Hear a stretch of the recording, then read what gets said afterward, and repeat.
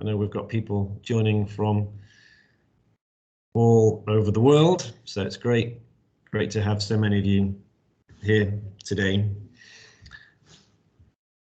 We are recording this session today, as we do all of our recordings actually, and we store them on the MPW YouTube channel. I've put that into the chat box for you. So my name is Steve Phillips. I'm Director International at MPW.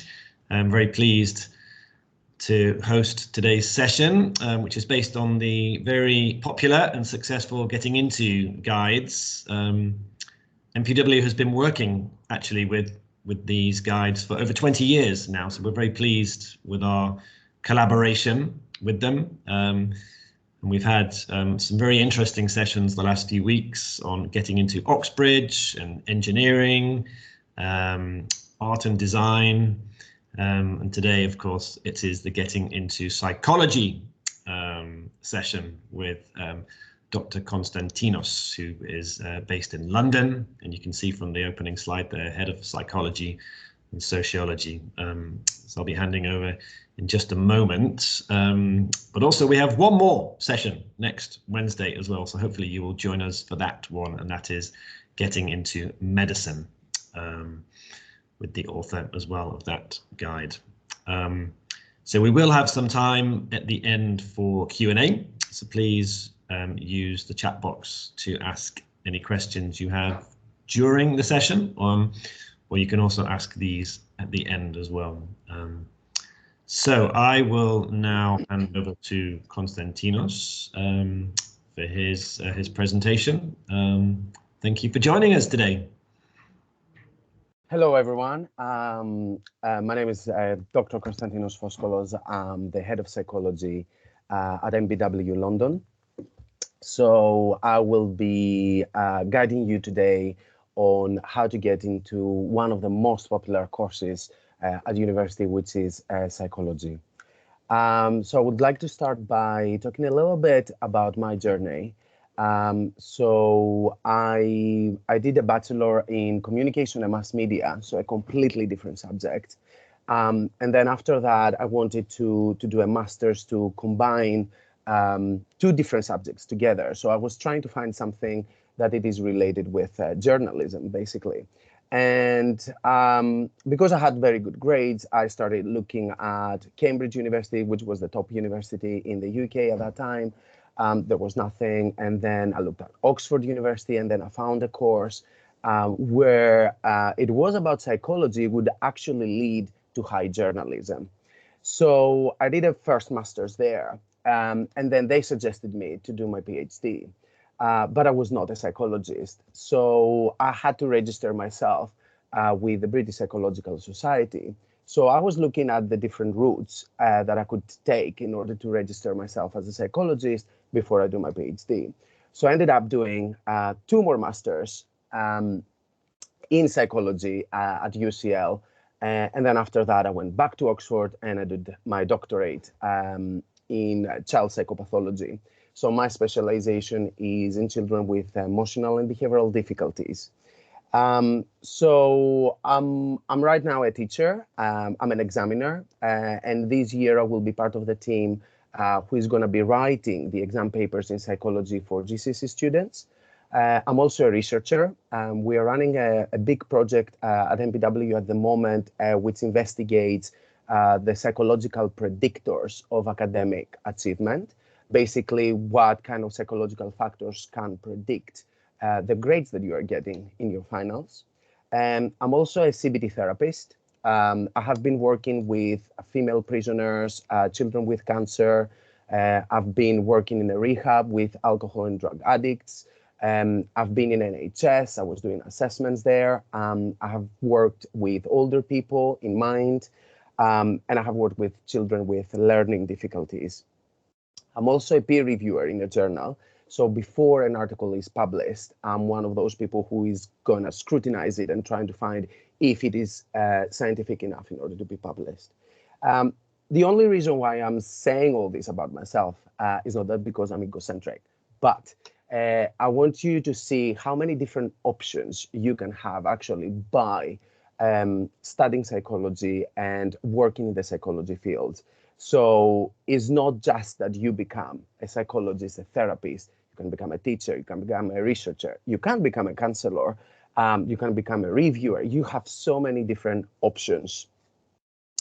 So, so just a reminder about muting your microphones, but please use the chat box while I'm presenting. Type your questions, and then we will address all these questions.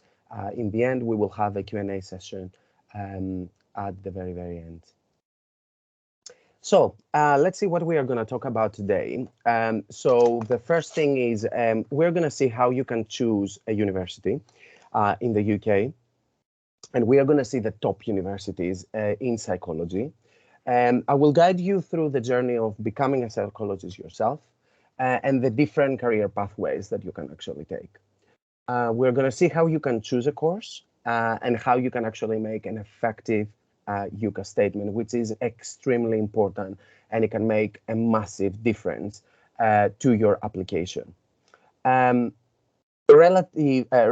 to the UCAS statement is the qualities of a psychologist, because this is what they're looking to see in your statement. I'm going to talk about the work experience, because from my for previous presentations that I have given, some students have questions on work experience. And we're going to see how you can succeed in interviews, because some of the universities in the UK, they will ask you for an interview before they make any formal decision. And then, of course, we're going to have the Q&A session. So I'm going to start with the universities. So you will be I was surprised when I actually was looking at the numbers. We have about 111 universities in the UK, and wait for the courses. The number of courses that we have in psychology in the UK is 768. So we are talking literally about a massive number of courses. So how can you choose which course you should take? So there are different factors that you should take into consideration. The first one is the style and the size of university. So this basically means that some universities, they may have subject-based courses.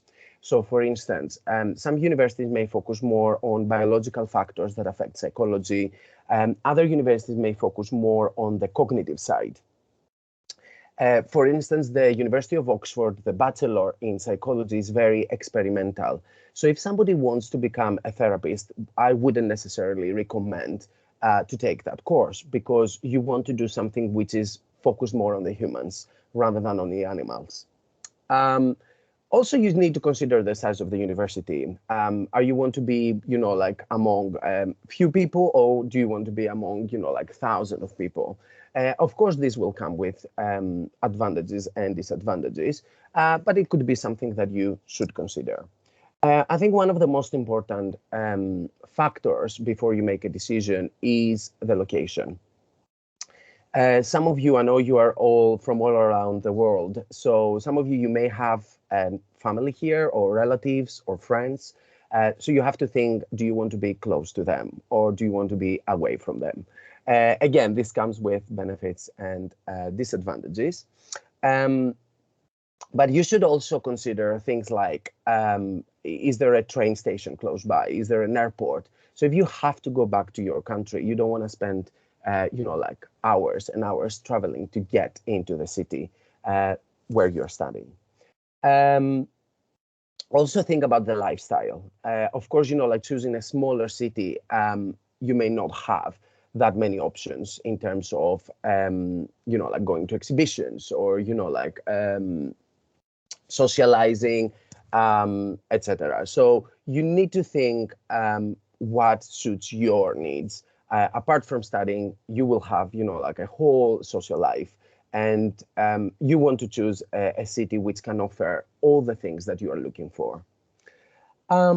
The culture and the facilities, that is also very important, because different universities, again, will focus on different areas. So for example, if you are performing a specific sport, then you may want to look at universities with have teams, for example, for volleyball or rowing or for tennis. So look at the clubs that they offer and look at the societies which are relevant to your hobbies and your interests. In terms of facilities, again, look at sporting facilities, gym, the student union. If you play an instrument, check, like if they have any music hall where you can train and perform. And any other sort of specialist services. For example, check the libraries. It is also important to consider if the university is offering a graduate and career services. So, for example, look at where do the students get after they finish their degrees. What kind of jobs do they take? Or what kind of studies the university, further studies the universities offer? Can you do a master's there? Can you do your PhD there? In terms of the career services, this is also really important because once you graduate, you will need some assistance in terms of finding your first job. And some universities like Oxford University has a very effective career service office where you can do interview training. They can help you find a placement or an internship. So it is really, really important to check if the university has this option for you. I think one of the most critical factors is the cost. And you should be thinking about the tuition fees, especially as international students, you will have to pay a big amount of money for your courses. But at the same time, check at scholarships. So the universities do offer scholarships, but also maybe you can find scholarships in your own country. I did most of my studies, actually, my master's and my doctorate, having scholarships from a foundation in Greece. So look at that. You can save a lot of money by actually filling these applications. Think also about accommodation. Think about studying materials, books that you have to buy. Think about the basics, food, clothing, socializing. All these will cost money. You're traveling. If you go back to your own country, that will be money that you need to take into consideration. Now, to get a good feeling about the university, the best idea is to visit the campus. Get, to know the people, talk to university ambassadors, take tours, go to these open days, and make sure that you get all this information that you need from these people. It is extremely important to get a feeling about the university because sometimes, like in our mind, we create, like an ideal picture of what university should look like. And then you go and see it and you're like, oh my God, this is not what I want. Okay, so you would get a good feeling about the city. You will get a good feeling about the university. You can talk to professors. You can talk to students. So do attend, and do ask questions. Right, so let's see the top universities for psychology. So number one is the Cambridge University, which is number 2 in the UK in terms of the ratings, the general ratings, and number 5 worldwide.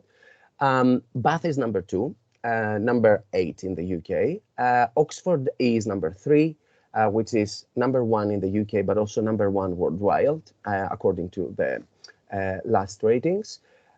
St Andrews is number 4, UCL is number 5, King's College number 6, Cardiff, York, Edinburgh, and Warwick University.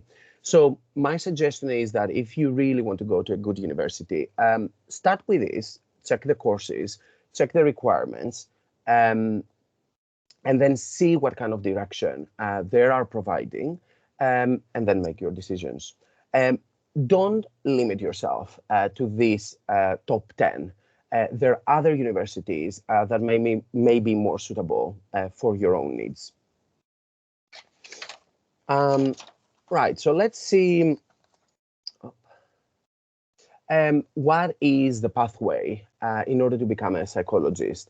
Actually, you have chosen one of those jobs that it will take quite a long time in order to establish yourself as a psychologist. It is a health and science subject. So we want to make sure that when you're ready to provide therapies and see patients, that you are fully qualified to do so. And that takes time. I have a lot of my psychology students who, like start the course thinking, oh, by the end of the year, I will be able to psychoanalyze everyone. And I say, no, you will not be able to do that because that takes time and training to do it. So you will be starting with a bachelor. In the UK, it is 3 years. All these time intervals depend on whether you're doing as a part-time or as a full-time.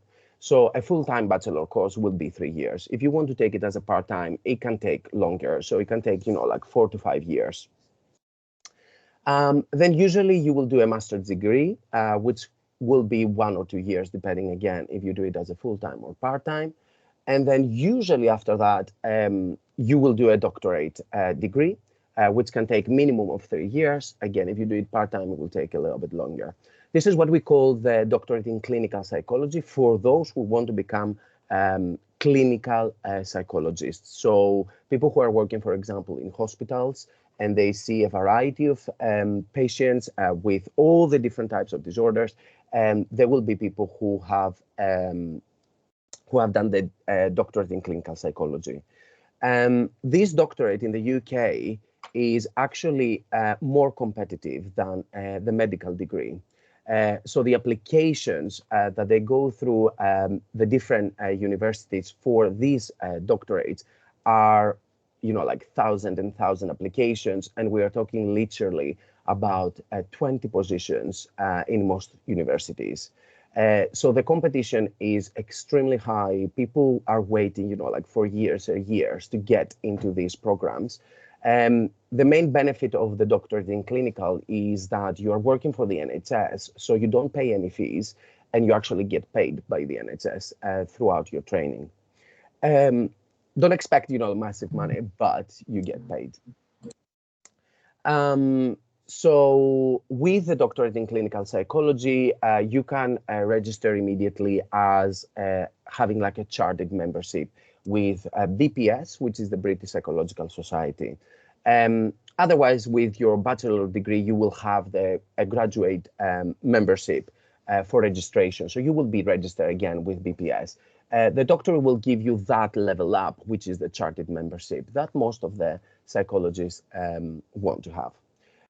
So after that, you may do some additional training, licensing, that can take 1 to 2 years. As I said, the most important is to, if you become a psychologist, you need to register with British Psychological Society or with the Health and Care Professionals Council, okay? Right, so let's see the different career pathways that you can take as a psychologist and see the different options that you actually have. So, of course, you can start with counseling, for example, which is one of the most common routes that psychology graduates take. And that basically means that you become a therapist, and then you can specialize in particular therapies.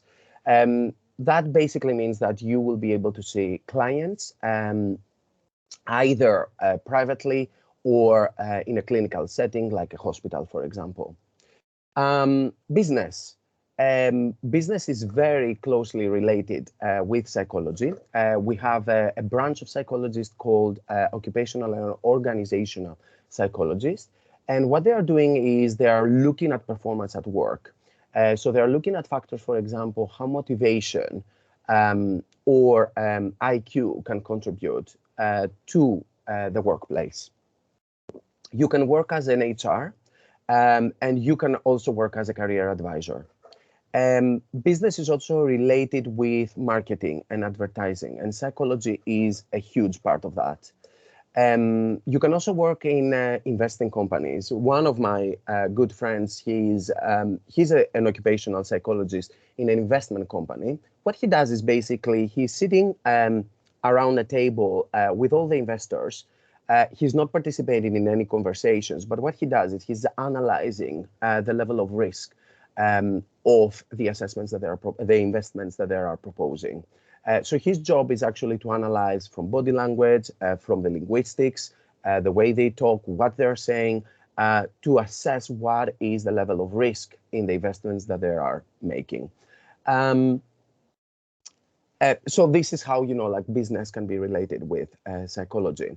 If we move to the healthcare, healthcare means that you can work not necessarily as a psychologist, but as a health advisor. So we are talking about general health, like you can be involved in diet or in smoking, in physical activity, how we can prevent that, how we can intervene and provide programs for people who are in need.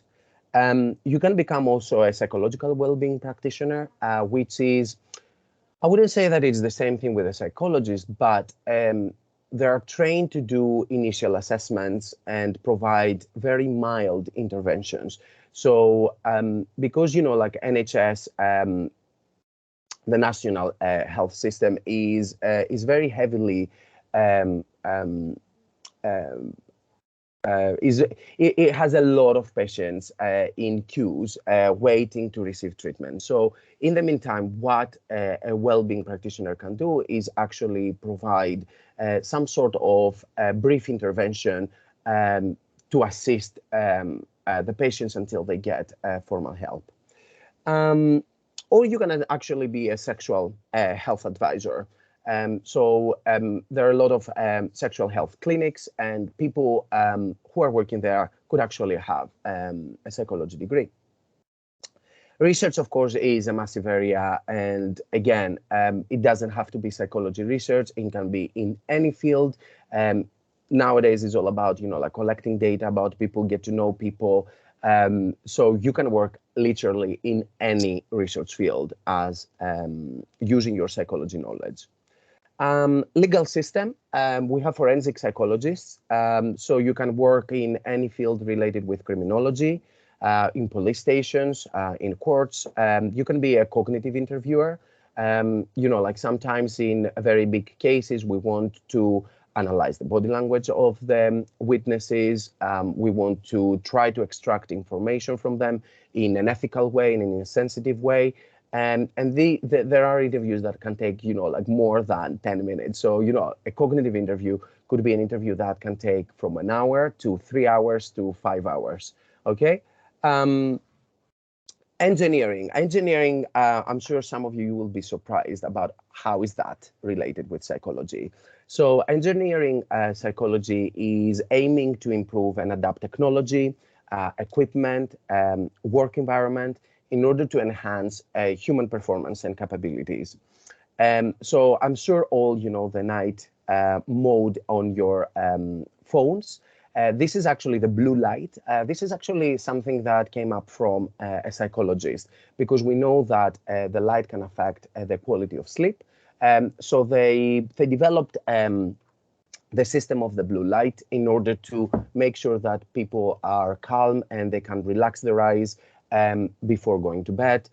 Because, with the use of technology, everyone is using their mobiles just before going to bed. So that would help them to actually have a good quality sleep. The like button in all these social media, on Facebook, on Instagram, how did they come up with the like button and why the like button? This also came from psychology, because we know, for example, that in the brain there is a specific area which is the reward system. And this area, what it does, it secretes dopamine. Which is the reward, part of the reward system. So what the like does is, by actually tapping like, you are actually secreting more dopamine in your brain. And interestingly enough, the increase of dopamine in the brain can be related with addiction. So they want to make basically social media more addictive to people. That's why we check all the time. Do I have like? How many people like my picture? Also, the virtual reality. This is also part of the engineering with anxiety disorders like phobias. Virtual reality gave us the opportunity to take people into places and face their fears. So if somebody has a fear of flying, we can actually use virtual reality and we can place them into an aeroplane virtually and actually try to manage their phobia using technology. Also, the machine human interactions, all these systems now that you have, like machines assisting your requests, like when you go online, this is also part of psychology and technology. Moving to the arts, that's a very interesting area as well, especially for people who are very creative and they like the arts. A lot of my students are actually students who are very into art, like painting, drawing, sculpturing, and all this. And they always are thinking, how can I use that in order to combine it with psychology? And there is the art therapist. So you can use forms of art in order especially with children, but also with adults, in order to find out what kind of psychological problems they have and assist them into addressing these issues. Education. Education is, of course, like teaching psychology or following an academic career or working with children with learning difficulties such as dyslexia, dyspraxia, etc. Right, so let's see some of this. As I said, art therapist is one. You can become a consumer psychologist and counselor, and forensic or criminal psychologist, a school psychologist, or a sports psychologist. Now, depending on what career you want to follow, you don't need to have a doctorate to do that, okay? So, of course, like the more qualified you are, the better career opportunities you are going to have and the more responsible job you are going to get. So if you just do an associate degree, for example, you cannot become a therapist. So you cannot provide sessions to people. You cannot become an academic, but you can become, for example, a rehabilitation worker. Or if you have a bachelor degree and you just want to stop and just do that, that would not be enough to qualify you for a really responsible position. So you could become, for example, a career counselor. I'm not saying that this is not responsible. It has its own responsibilities, but you won't be able, for instance, to do counseling with patients. So you will not be allowed to actually see patients. So the further you go, the more responsibility you're going to get, the higher or the different level of position you're going to get. So if you do a master's, you can become, like a specialist. Like here we have an alcohol and drug specialist. If you do a PhD, you can become a professor. Or if you do the doctorate in clinical psychology, you can become a psychotherapist. So how to choose a course in the UK? Nowadays, most of the courses are actually Bachelor of Science, and that is an indication usually that there is research methods within your course. There are very, very, very few Bachelor of Arts, so always try to choose a Bachelor of Science because psychology has been established as a science now, so we need to be actually attending more of the Bachelor of Science programs.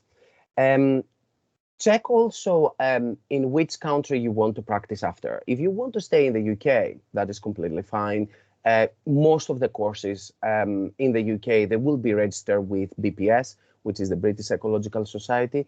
If you want to go back to your own country, check the requirements that you need in your country in order to be registered as a psychologist, and make sure that the course that you're going to do in the UK can be recognized in your own country.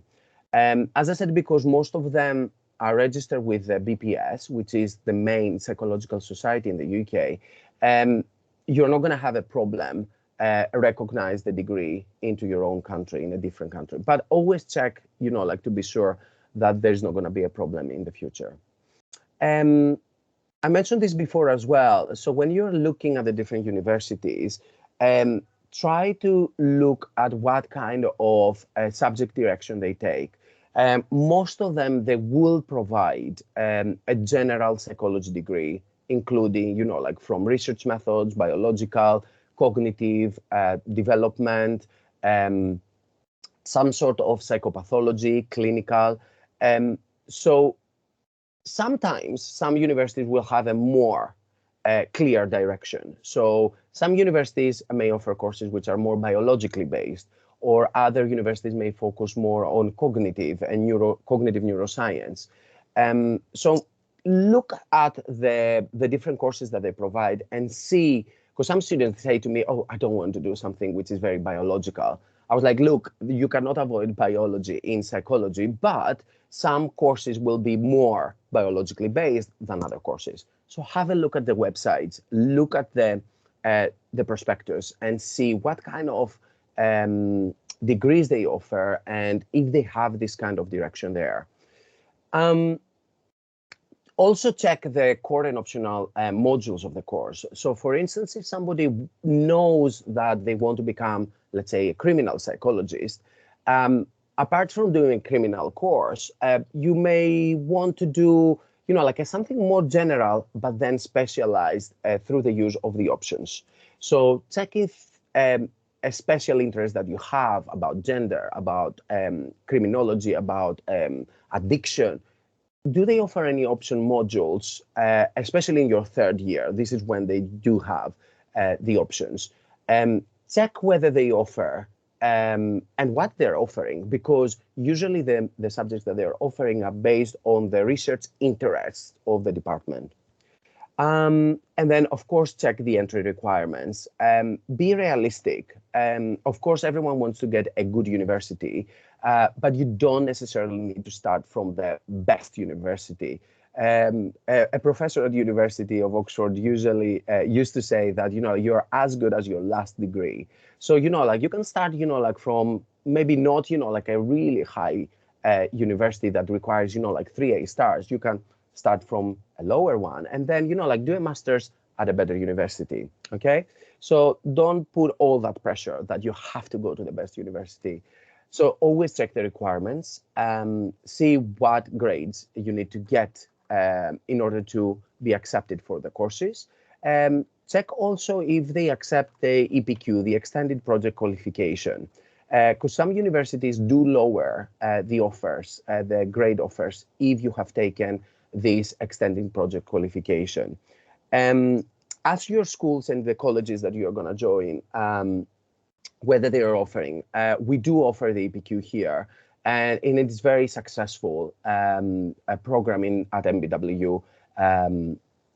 So do ask about it if you want to get a lower offer from what the universities are offering.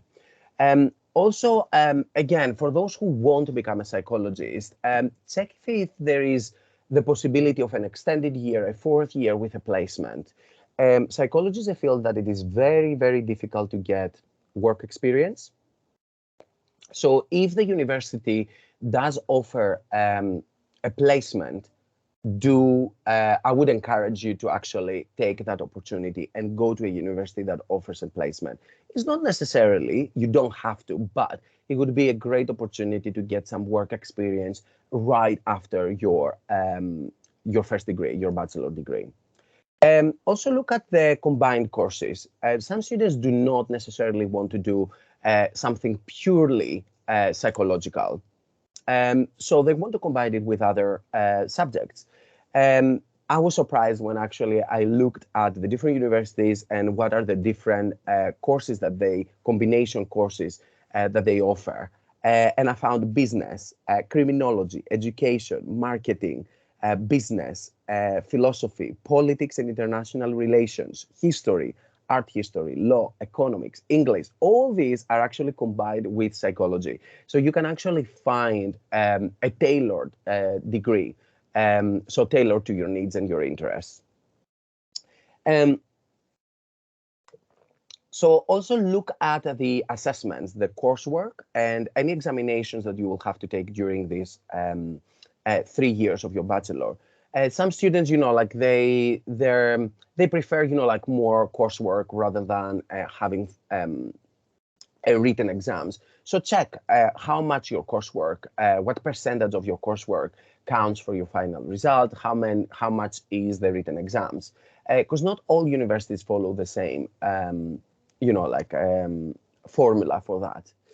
And also check if you want to become clinical psychologist, whether you want to go at a university which is offering a doctorate in clinical psychology. It's much better personal advice to do your bachelor, your master's, and a doctorate at the same university, because you will know the staff, they will know you, so you will have even a better opportunity to get into this course. Now, one of the most common questions that I have is the UCAS statement, and you will have to be very, very careful with your UCAS statement. The admission officers want to know who you are. They don't know you. They just have a piece of paper in front of you. So try to portray who you are through your statement. Check the background of the university and the staff. Check what kind of research they're interested, and try to show, if you want to aim to that particular university or to a group of universities that they are specialized, for example, in research, show that through your statement. Demonstrate knowledge, but don't outline theories and models. We know them. We want to know, what is your view on this model? What is your view on this theory? Okay. Demonstrate skills. Any work experience is useful, and my next slide is on work experience, so I will demonstrate that. Whatever you are writing, back it up with evidence. Look at research. Psychology is a science, and they want to see that you have a scientific mind through that statement. Don't list books and articles. Most students are so tempted to write, oh, I've read this, I have read that, and this and that, and this and that. It's completely fine, but what we are interested in is why were you interested in that particular article? What kind of thoughts did you make after that? Did you think about something different about this theory, or something criticizing? Did you have a criticism on this theory?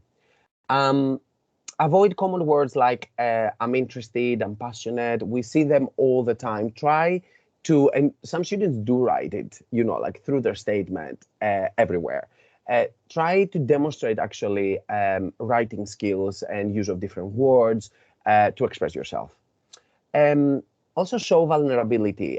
We know that there is no perfect human being, so don't try to present yourself as perfect. I would be more interested if somebody accounts a personal story in their UCAS statement, where, they said that they struggled, but they actually, using coping mechanisms, they overcome that barrier. That shows actually that this student is resilient, that this person is not gonna crack if they are put under stress.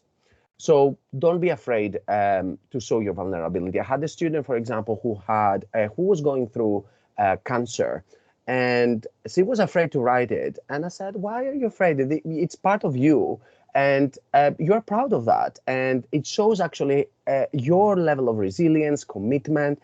So put it. You don't have to dramatize it, but mention it and say exactly how you're feeling about it. Also mention if you are starting or you're planning an apprenticeship, do write that in your statement. And of course, demonstrate the qualities of a psychologist. So let's see very quickly, which are these qualities.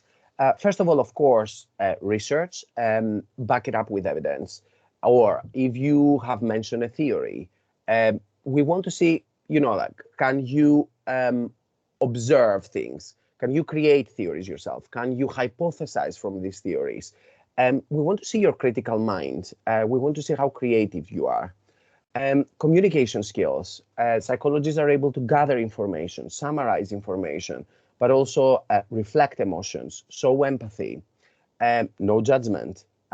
You should be able to build rapport and connection, and you can do that through your UCAS statement. That's why I'm saying that the more personal you are in your UCAS statement, the better the connection that you're going to have with the admission officer, the better the impression you're going to leave. People are going to remember you. Also, listen carefully and be sensitive in the way that you're asking questions. Organized, plan ahead, keep track of what you are doing, be prepared. Emotional stability. This is what the example that I said before. I want to see that somebody is vulnerable, that they are getting stressed, they're getting anxious, but they have coping mechanism in place and they can overcome that stress. Okay, so when you write a yucca statement, for example, and you say your hobbies in the end, and having, for example, doing yoga, it's a great skill, for instance, because it shows that the student has something in place that can make them feel relaxed. So when they are in a stressful period during university, they have something there that can actually alleviate the stress. Problem-solving skills, being open-minded and seeing things from different perspectives, demonstrate that you are able to work within teams, but also to work on your own. Of course, ethics is very important in psychology. Be fair, be respectful, conduct research in an ethical manner. And as you see, this is a journey that it is a long, long journey. So you have to be patient. Now, when it comes to work experience, students are like, well, I cannot work as a psychologist. So what kind of experience can I get? And my advice is that any work experience that you can get is valuable. From working as a volunteer in a mental health organization, even if you are making tea and you make photocopies, that is important because being there in that organization automatically gives you insight of how people work, how people behave. You can ask questions about, how do they see clients, how the system is actually working. So do not underestimate a position like that. It's a very good, to begin with, being in that organization and have some sort of responsibility in that organization. Don't underestimate any sort of job. In the UK, you also have a lot of befriending programs and mentoring children who are in need or who need support. I used to do that with a little child, for example, and all I had to do is actually to take him to the playground, to play, to enjoy himself. But that gives you a lot of responsibilities, and you're responsible for a child. So the way you communicate with them, the way you talk to them, needs to be in a sensitive way, to show understanding, compassion, management skills, communication skills, organization, all the skills that we mentioned before that a psychologist should have. Another program that I tried to initiate is, younger students who are studying psychology to assist younger students. So, like a year 13 student can help a GCSE student in psychology. And that can give you, again, all the basic skills of communicating, being sensitive, listening carefully to what the other is saying. Get involved in school projects like the APQ that I mentioned before, the extended project qualification. And as I mentioned, any work experience is relevant. Working in a cafe, in a restaurant, I have a lot of students who say, all I have done is like working in a restaurant. I was like, look, don't underestimate that. Use what kind of skills can you use in a position like that? Crisis, there are a lot of conflicts with customers. How do you deal with that? That is a skill that a psychologist should have. Being organized, being on time, follow a schedule. All these are qualities that you can demonstrate, okay? So always think of the skills that you learn and you develop through your work experience. And the most important, I would say, is show initiative, decision-making, engagement. The fact that you are choosing to volunteer or to work, that shows somebody who is a hardworking person, dedicating time of your life while at the same time you're studying, shows that this person is committed. So do it and ask for help. It's not very easy to get a job as a psychologist or in the field of psychology. So do ask for help. Last thing that I'm going to go through is that some universities do ask you for an interview. So my advice will be, first of all, be well prepared. Do your research about the university, about the course, why you want to go there. Demonstrate your skills, demonstrate your knowledge, demonstrate the research that you have read, and demonstrate how this knowledge can be applied in everyday life. Sometimes they will ask you to analyze a vignette. So a vignette is a case study. So they will be talking about a particular, let's say, patient, and they will ask you questions of that. Analyze every single word of that vignette, because anything, they can ask you anything related to that. But also try to think what they could ask me here. Maybe, you know, like if they present a case about somebody with depression, they may ask you, oh, what kind of therapies you will be offering? And how do you know that this therapy is effective? Okay, things like that. So demonstrate knowledge and research, demonstrate psychology skills, listen carefully, show that you are organized, show your commitment, your passion, your knowledge, your research. All this, you know, like we can see it through interviews. And take a moment to think, don't rush. It's completely fine to say, can I have a moment to think about it? And you can think in your head, you know, like what you want to say. Take that moment because it shows that somebody is not rushing, you know, like they're not impulsive just to give an answer, that they're actually thinking about the next step. Ask questions in the end. For example, lots of students are like, oh my God, what can I ask in the end? And they go blank, oh, I don't have any questions. No, do ask them what kind of future careers students had after taking that course, or what is the research focus at the moment. Try to find something to engage with them. It's more about the engagement and to show that actually you are interested. Be friendly, smile, engage with, if it is a panel, with every single person in the panel. Of course, dress to the occasion. Don't go with just jeans and, you know, like a t-shirt. Show that you're actually formal. It should be formal dressing or semi-formal, but so that you are actually, you do care about this. And practice with someone. It's always very important to do a practice interview with someone. Film yourself, because then you can go back and see, oh, I do like that, but I don't like the use of my hands, like if you're using your hands a lot of times, or if you are using the same words over and over. So you can find a lot of all these detailed information in the course, in the book that I had written of how to get into the psychology courses. We have areas, you know, like all the different areas that I explained today with a lot of details. So please do have a look to get more information about this. Thank you so much. And I think I will pass it now to Steve so we can have any questions from you. Thanks so much. Thank you. Dinas, thank you. Thank you very much. Yeah, very interesting, very useful, lots of insights there. So really appreciate that. Let's see if any questions come up. I've got questions. I've always got questions, especially about such an interesting topic. But I'm always, I mean, it's not that I'm amazed, but it is such a popular course at university, isn't it? And I think maybe in this edition's guide or one of the previous ones, it mentions only nursing and law receive more applications. And is that just because there's so many career paths that go off it, and employers really seem to value this as a qualification? Yes, I think that there are different reasons why it is so popular. One of these, like last year or the year before, it was the second most popular subject in the UK, psychology. Yeah. And I think one of the reasons is the different pathways that you can take.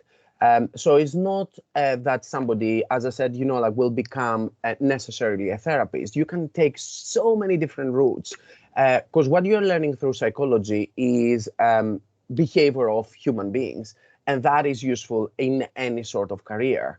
So there are lots of different pathways that you can take. As I said, you know, I was surprised when I saw that there are all these combination courses with psychology, and that is opening a lot of doors.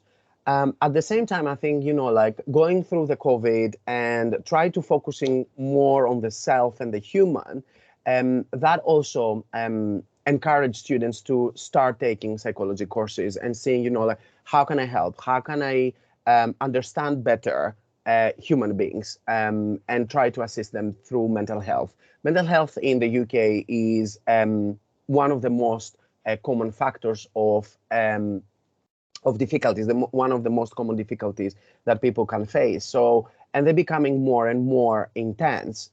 So there is a lot of there are a lot of students who actually want to contribute in society by following a psychological career. Yeah, and I guess, as you say, you know, the pandemic, it's probably just made the courses increasingly competitive, yes. I imagine, hasn't it? Yes. And you know, most of the people on this webinar and the people that will watch the recording at some point, so they are international students. And you know, from what I looked at, the different universities, so you mentioned Cambridge and Bath, I think, as really popular places to like number 1 and 2, perhaps in the UK in terms of ranking. So for the international students, their requirements for English language are quite considerable, actually. I think Cambridge is no less than 7, actually, in any of the 4 skills, which is quite a tall ask, actually, for international students. So we really have to like press home the message right at the very start of the application process that you will need to continue studying English throughout your GCSEs and A-levels to get the requirement up there. And I guess that's all part of it becoming increasingly competitive for international students as well, isn't it? The English language requirements. Yes. It is extremely important, but I'm considered now an international yes. because I'm Greek. So yes. And look, what I want to say to the students is don't be afraid of the English and don't see it as a barrier. We studied in Greece, English, but the first time that I had to speak English on a daily basis is the day that I arrived in Oxford for my master's, and I was outside of the house and I was looking at a Victorian house, and I was like, oh my God, I have to speak English every single day. And it is something, you know, like that initially may take you time. It will take me, you know, like about an hour to read 1 page, because I was with a dictionary and I was looking at the words on a subject that was not relevant with my bachelor. But again, things will become much easier day by day. And, you know, like at the end, you know, like I managed to get a very good grade at Oxford only because I was a very hardworking person, not because my English was you know, at an excellent level. Practice, you know, like engage with people who are English speaking. So, you know, like try to incorporate and don't be afraid of it. Once you're afraid of it, you put a barrier, you will be hesitant. Don't be afraid. We are offering like at MBW additional courses for English. You know, like we try to assist students with their writing and their speaking. So don't be afraid of it.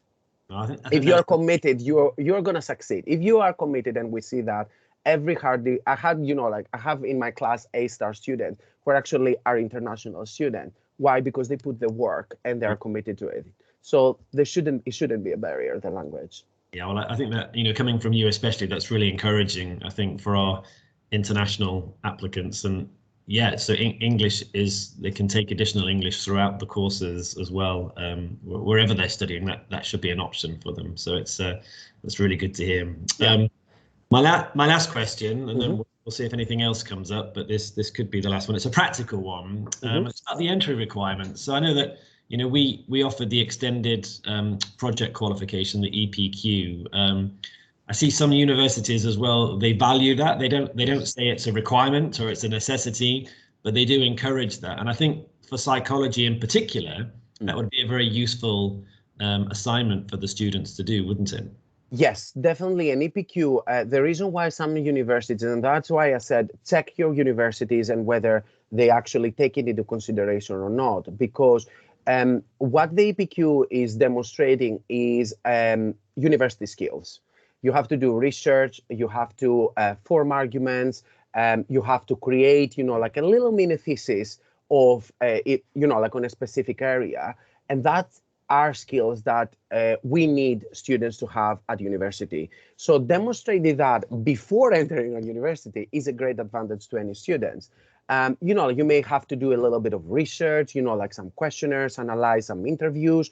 That is valuable skills. And I had students, for instance, who did EPQ projects, and the universities accepted them with lower grades because they had a very good grade at the EPQ. Yeah. So it is definitely one to recommend to do it. But again, you need to be committed. don't just do it because you have to, because otherwise you're gonna leave it at the middle of the way. I'm sure you're gonna say, oh, I don't have the time for that. But if you are really interested to find more information about something, then you will be committed and you will do it. That's great. Yeah, that's a really good practical suggestion there as well. And it's good to hear that there is, sometimes some flexibility from the universities if they see that this looks like the right student for them, and if the EPQ looks really, encouraging and of good quality, then that might be an option for them. Exactly, and it can help with the grades. Like especially for very high quality university where they are looking for, like 3 A's. You can get, if you end up getting a B, that could be fine if you have, like a very good grade in the EPQ. Yeah, and it was Cambridge actually where I saw it in the entry requirements. So not as a requirement, but as an encouraged. You are encouraged to send this in. So it's great to see that it's not just, universities ranked 2, 3, 4, 5, 6, but actually, the top ranked university in the UK for that, which is really good. Well, I think we've come to the end. Actually, that was really useful. Thank you so much. And Thank you for having me. Yeah, no, it's really great. And we have recorded this, so we'll, for all the people that registered, we will send on the recording. And sometimes there are questions that come back, and I field those questions myself, and I might reach out to you again. Definitely. They have my email, so if they want, like to send any question, I'm happy to assist them. That's and we do have open days here as well, so they're welcome to come and see us and see the work that we are doing. Yeah, we do. And for the international students and partners and parents, we'll be having a virtual international open day at some point. So that'll be an opportunity. Exactly. So they can join again, and they can ask even more, because always things will come up throughout the process. Yeah. So maybe welcomed. Great. Okay. Well, thank you so much. Thanks everyone for joining us today, and hope you have a good rest of the day wherever you are. Thank you so much. Bye. Thank you, everyone. Bye.